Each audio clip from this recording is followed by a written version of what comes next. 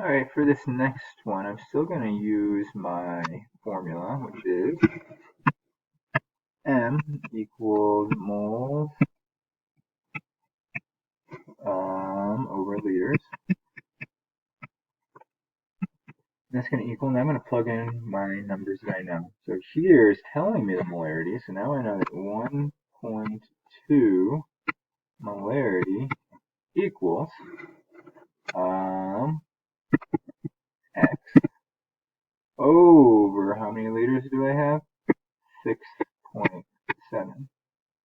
Alright, so if I've got 6.7 on the bottom here, this is just an algebra 1 problem. 6.7, I need to get my units. Okay, so if I get 6.7 here, and I want to get rid of it, 6.7. But if I do it to that side, I've got to do it to this side, 6.7, right?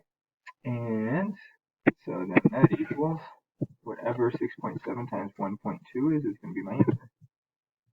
So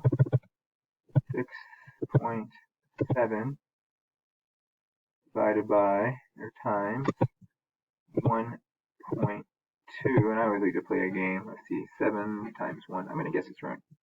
8. Haha, 804. Sweet, so that's how I did that next one. Equals molarity